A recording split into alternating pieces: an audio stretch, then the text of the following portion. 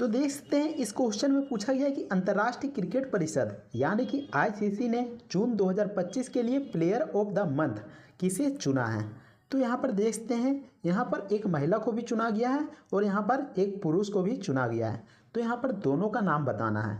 तो तस्वीर में देखते हैं किसका चेहरा नज़र आ रहा है। तो देखते हैं एडन मार्करम का चेहरा नज़र आ रहा है। और नीचे में देखते हैं ये महिला कौन है। तो इस महिला का नाम है हेले मैथ्यूज। हेले मैथ्यूज। तो ऑप्शन सी बिल्कुल सही जवाब हो जाएगा। एडम मार्करम और हेले मैथ्यूज को आईसीसी जून 2025 के लिए प्लेयर ऑफ द मंथ चुना गया है। तो यहाँ पर देखते हैं कि एडन मार्करम जो कि दक्षिण अफ्रीका की टीम से खेलते हैं और हेले मैथ्यूज, तो हेले मैथ्यूज किस टीम से खेलती है, तो यह वेस्ट इंडीज़ की टीम से खेलती है। और दोनों प्लेयर को प्लेयर ऑफ द मंथ चुना गया है जून 2025 के लिए। तो आपको ध्यान में रखना है। इसके अलावा आईसीसी से भी सवाल देख लेते हैं, आखिर आईसीसी से कौन कौन से सवाल बन सकते हैं। तो ऐसा सवाल बन सकता है जैसे कि आईसीसी की स्थापना कब हुई थी। तो इसकी स्थापना 1909 ईस्वी में हुई थी और आईसीसी का मुख्यालय दुबई संयुक्त अरब अमीरात में स्थित है। इसके अलावा आईसीसी का अध्यक्ष कौन है, तो इसका अध्यक्ष जय शाह है। तो आपको ध्यान रखना है इन टॉपिक को। इसके अलावा आईसीसी में कुल कितने देश आते हैं, तो आपको बता दूं कि आईसीसी में कुल 108 सदस्य देश आते हैं, जिनमें कि 12 पूर्ण सदस्य हैं। यानी कि जो 12 पूर्ण सदस्य देश है वह टेस्ट मैच खेल सकते हैं। बाकी जो 96 सहयोगी देश है वह यहाँ पर टेस्ट मैच को नहीं खेल सकते हैं। अगले क्वेश्चन में देखते हैं कि 2025 विंबलडन टेनिस चैंपियनशिप का पुरुष एकल खिताब किसने जीता था। तो ये शख्स कौन है, आखिर किसका तस्वीर दिख रहा है, तो आपको शायद नहीं मालूम होगा तो बता देता हूँ। तो इसका नाम है जेनिक सिनार। तो इसको पुरुष एकल खिताब दिया गया है जो कि 2025 विंबलडन का टेनिस चैंपियनशिप में दिया गया है।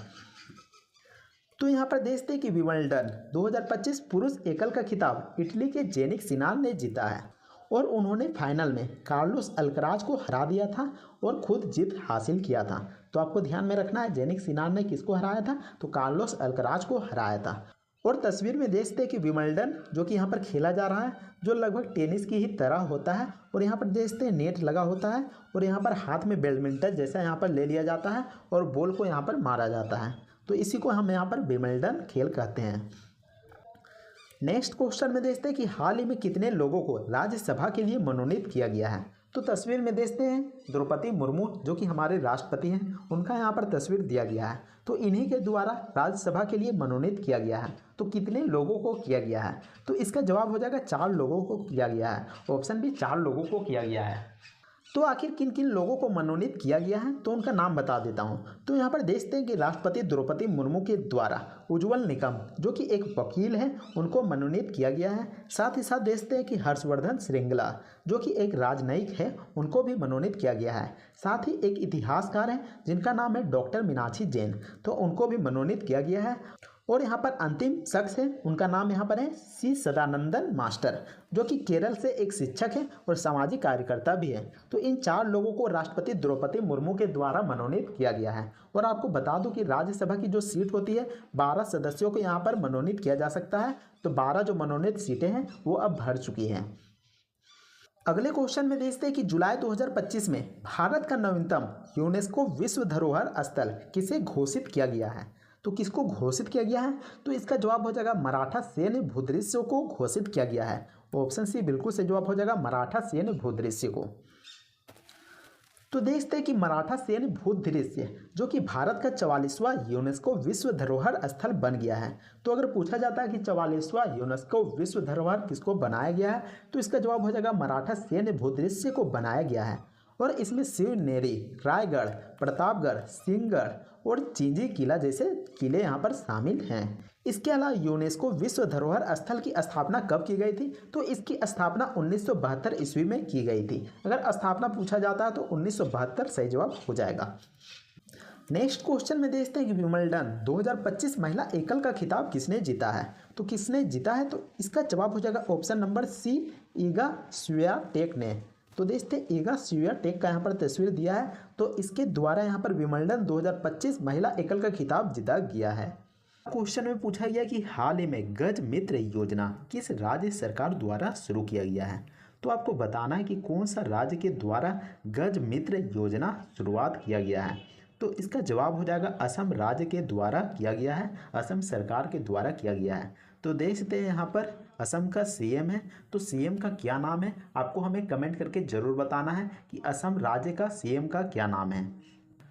तो देखते हैं कि गज मित्र योजना जो कि असम सरकार के द्वारा 11 जुलाई 2025 को लॉन्च किया गया था और इसका उद्देश्य क्या है, तो इसका उद्देश्य है कि मानव हाथी संघर्ष को नियंत्रित करना। क्योंकि आपको बता दूं कि बढ़ती आबादी के कारण जो हाथी होता है वो जंगलों से बाहर निकल जाता है और मनुष्यों को नुकसान पहुंचाता है, उनके घर को तोड़ देता है, साथ ही साथ मनुष्यों को भी मार डालता है। तो ऐसे में यहाँ पर इस योजना को बनाया गया है। और आपको बता दूं कि वन्य जीव संस्थान यानी कि WII की रिपोर्ट के अनुसार 2000 से लेकर 2023 के बीच लगभग 1400 से अधिक लोग मारे गए हैं, हाथियों के द्वारा मारे गए हैं। और इसके अलावा मनुष्य के द्वारा लगभग 1200 से भी अधिक हाथियां मारे गए हैं। तो ऐसे में हाथियों को भी खतरा है और मनुष्यों को भी खतरा है। तो ऐसी परिस्थितियों को देखते हुए असम सरकार ने इस योजना को लॉन्च किया है। यह योजना स्थानीय लोगों को जागरूक करेगा और साथ ही साथ उचित उपायों के जरिए हाथियों और इंसानों के बीच होने वाले टकरावों को कम करेगा। तो ऐसे में इंसान को भी खतरा नहीं रहेगा और हाथियों को भी खतरा नहीं रहेगा। नेक्स्ट क्वेश्चन में देखते हैं कि विश्व जनसंख्या दिवस हर साल किस तारीख को मनाया जाता है। तो आपको बताना है कि वर्ल्ड पॉपुलेशन डे कितने तारीख को मनाया जाता है। तो इसका जवाब हो जाएगा 11 जुलाई को मनाया जाता है। ऑप्शन डी 11 जुलाई को मनाया जाता है। तो देखते हैं कि विश्व जनसंख्या दिवस जो कि हर साल 11 जुलाई को मनाया जाता है और यह क्यों मनाया जाता है, तो आपको बता दूं कि 1987 ईस्वी में दुनिया की जो जनसंख्या थी 1987 ईस्वी में आपको ध्यान रखना है वो कितनी हो गई थी, तो 5 अरब पहुंच गई थी। और इसी ऐतिहासिक आंकड़े से प्रेरित होकर 1989 ईस्वी में जो कि संयुक्त राष्ट्र ने इस दिन को विश्व जनसंख्या दिवस के रूप में घोषित कर दिया था और तभी से 11 जुलाई को विश्व जनसंख्या दिवस मनाया जाता आ रहा है। नेक्स्ट क्वेश्चन में देखते हैं कि भारत सरकार ने किसे भारतीय जीवन बीमा निगम यानी कि LIC का नया प्रबंध निदेशक यानी कि MD और मुख्य कार्यकारी अधिकारी जिसको हम CEO भी कहते हैं नियुक्त किया है। तो ये शख्स कौन है, आखिर इनका नाम क्या है जिसको कि MD और CEO के पद पर नियुक्त किया गया है LIC में।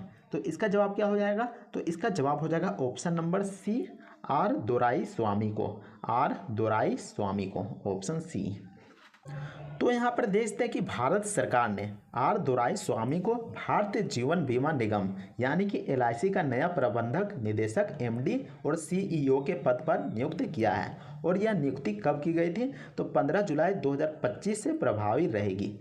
यानी कि 15 जुलाई 2025 से वे अपने पद पर आसीन हो जाएंगे, बैठ जाएंगे। और इनका कार्यकाल कब तक रहेगा, तो इनका कार्यकाल रहेगा 28 अगस्त 2028 तक। और वे जब 62 वर्ष के हो जाएंगे तो वह रिटायरमेंट ले लेंगे। इसके अलावा यह नियुक्ति महत्वपूर्ण है क्योंकि जो LIC है वह भारत की सबसे बड़ी बीमा कंपनी है और देश के वित्तीय क्षेत्र में भी महत्वपूर्ण भूमिका निभाती है। और इसके अलावा आपको बता दूं कि LIC कब पारित हुआ था, LIC यानी कि जीवन बीमा निगम अधिनियम कब पारित हुआ था, तो 19 जून 1956 को पारित हुआ। और आपको बता दूं कि भारतीय जीवन बीमा निगम की स्थापना कब हुई, यानी कि LIC की स्थापना कब हुई, तो इसकी स्थापना हुई 1 सितंबर 1956 ईस्वी में। और इसका मुख्यालय कहाँ पर स्थित है, तो इसका मुख्यालय मुंबई में स्थित है। तो आपको ध्यान में रखना है। अगले क्वेश्चन में देखते हैं कि हाल ही में मुहम्मदू बुहारू का निधन हो गया, वह किस देश के पूर्व राष्ट्रपति थे।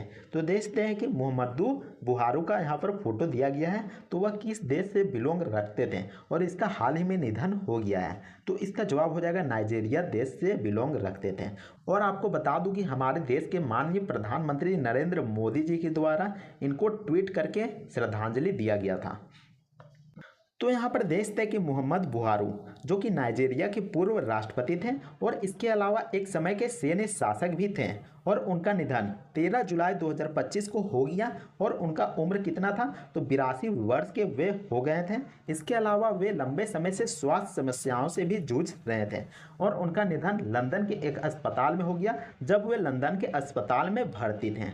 अगले क्वेश्चन में देखते हैं कि भारत का पहला AI+ कैंपस कहाँ पर स्थापित होगा। तो देखते हैं कि भारत के यहाँ पर पहला AI कैंपस जो कि स्थापित होने वाला है, तो AI प्लस कैंपस किस राज्य में स्थापित होगा आपको बताना है। तो इसका जवाब हो जाएगा आंध्र प्रदेश राज्य में स्थापित होगा। ऑप्शन बी बिल्कुल सही जवाब हो जाएगा, आंध्र प्रदेश। तो यहाँ पर देखते हैं कि आंध्र प्रदेश के अमरावती में भारत का पहला AI प्लस कैंपस स्थापित होगा। और आपको बता दूं कि यह नया परिसर कृत्रिम बुद्धिमत्ता यानी कि AI पर डिपेंड होगा, आर्टिफिशियल इंटेलिजेंस में डिपेंड होगा।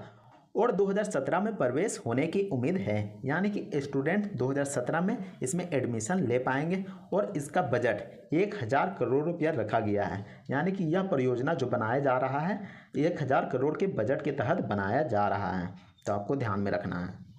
अगले क्वेश्चन में पूछा गया कि दुनिया भर में विश्व युवा कौशल दिवस यानी कि वर्ल्ड यूथ स्किल्स डे कब मनाया जाता है। तो कौन से दिन को मनाया जाता है, कौन सा तारीख हो जाएगा। तो इसका जवाब हो जाएगा 15 जुलाई को मनाया जाता है। ऑप्शन डी बिल्कुल सही जवाब हो जाएगा, 15 जुलाई। तो यहाँ पर देखते हैं कि हर साल 15 जुलाई को दुनिया भर में विश्व कौशल दिवस मनाया जाता है। और इस दिन का उद्देश्य क्या है, तो इसका उद्देश्य युवाओं को रोजगार प्रदान करना और साथ ही साथ उद्यमिता और व्यक्तिगत विकास के लिए आवश्यक कौशलों को भी प्रदान करना, ताकि लोगों को अधिक से अधिक रोजगार मिल सकें।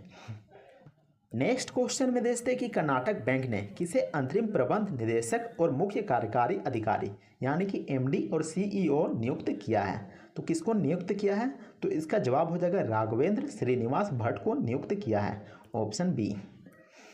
तो यहाँ पर देखते हैं कि कर्नाटक बैंक ने राघवेंद्र श्रीनिवास भट्ट को अंतरिम प्रबंध निदेशक और CEO के पद पर नियुक्त किया है।